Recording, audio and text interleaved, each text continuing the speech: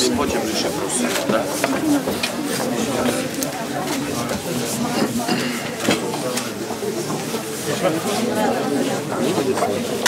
Povedzte, kedy ste pripravení. Sme pripravení. Ako teda hodnotíte výsledky? Ja v prvom rade chcem poďakovať všetkým voličom, ktorí mi odovzdali hlas. Myslím si, že objednávka na národného prezidenta je veľmi silná, lebo porovnajme to aj s tým, ku ktorým častiam programu sa prihlásil pán Pellegrini.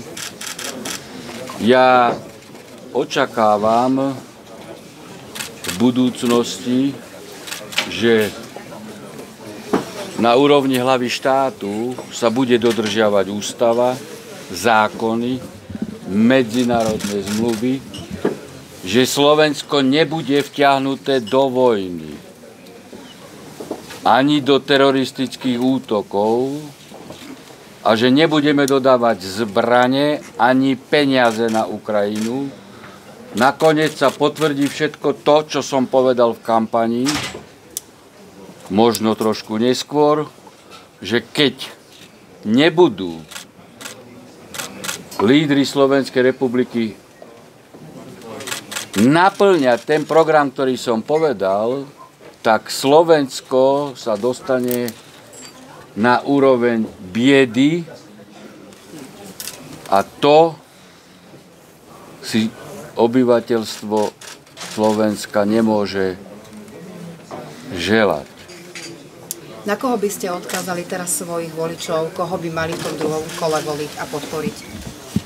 Ja som za to, aby sa zachovala Slovenská republika, aby sa zachovala suverenita štátu. My sa v krátkom čase dostaneme do veľmi komplikovanej situácii v strednej Európe.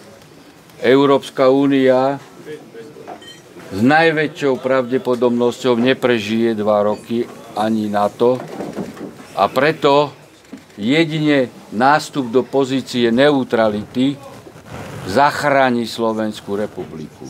Pokiaľ sa nepôjde týmto smerom, tak Slovensko tu nemusí v krátkom čase byť. A aby sme dosiahli suverenitu,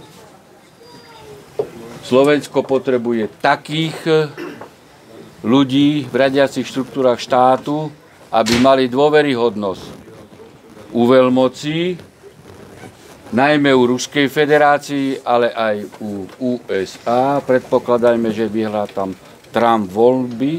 A to by bola vhodná chvíľa na to, aby nám veľmoci zagarantovali neutralitu a vytvoril sa tu pás Švajčiarsko, Rakúsko, Slovensko a oddenacifikovaná Ukrajina. Je vylúčené, že podporíte Petra Pellegriniho v druhom kole? Ja som povedal o svojich princípov. A ktorý z týchto kandidátov? Moji voliči vedia, čo majú robiť. Sú to národne orientovaní voliči, u ktorých je hlavnou prioritou zachovanie štátu, národnej suverenity a mieru, aby ani vaše deti nešli do vojny, aby neboli zabíjani v záujme anglosasov. Pán Harabin, vy ste povedali, že Peter Pellegrini? Vy ste povedali, že pán Pellegrini je ako pán Šimečka. Čo to znamená pre vašich voličov? Nepočul som. Na mítingu vo Zvolene ste povedali, že pán Pellegrini je ako pán Šimečka, teda líder progresívneho Slovenska. Znamená to, že by ste podporili takéhoto liberálneho kandidáta? Moji voliči, nepodceňujte ich, oni vedia, čo majú robiť. Čo teraz? Aké budú vaše ďalšie kroky? No pozrite, ja som v dobrej forme. Pán Biden má 80 rokov, ale ja plienky nenosím. Tak ja o 5 rokov určite budem kandidovať.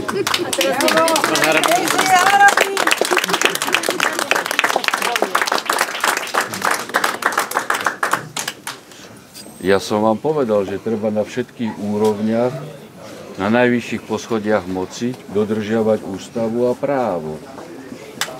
Čiže ste spokojní s výsledkami volieb?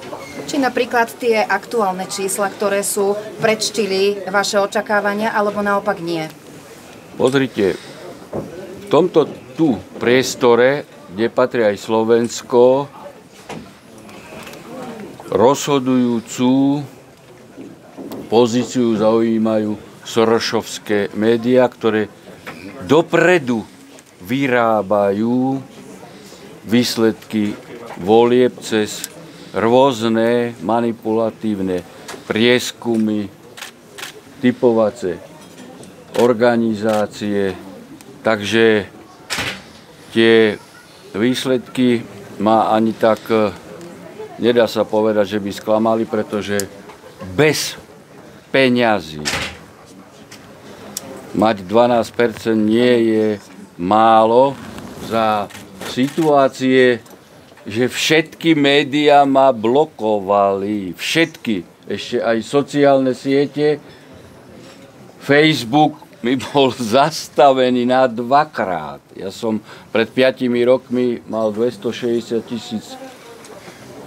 000 ľudí, vy to viete, ktorí ste na sociálnych sieťach a teraz mi 2-krát odblokovali Facebook. Takže myslím si, že od tých 5 rokov, keď budem vo forme, tá situácia sa posunie smerom k objektivizácii médií a alternatíva bude silnejšia. Ste uvažovali o tom, že by ste napadli výsledky na ústavnom súde alebo ich akceptujete? Ja som povedal, že očakávam dodržiavanie ústavy a zákonnosti medzinárodných zmluv na najvyšších poschodiach moci. Žiaľ, toto sa v poslednom čase nedieje a v tomto smere trpia všetci občania Slovenska. Každý sa spamätáva až vtedy, keď príde do konfrontácií so štátnym orgánom a vtedy zistí, že z čierneho je biele a že aj na najnižších úrovniach štátnych orgánov justičných potom podľa vzoru od hlavy štátu a iných ústavných činiteľov robia to isté. A to pre mňa ako pre sudcu je tragédia. Takže napadnete alebo nie tie výsledky teda? Očakávam od všetkých ústavných činiteľov, že sa bude dodržiavať právo, ústava, medzinárodné záväzky. Ďakujeme pekne. Dovidenia.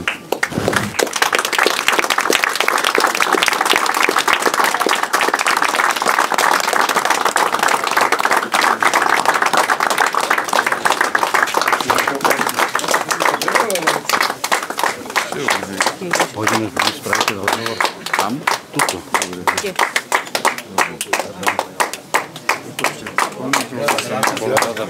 Čo? Dobre.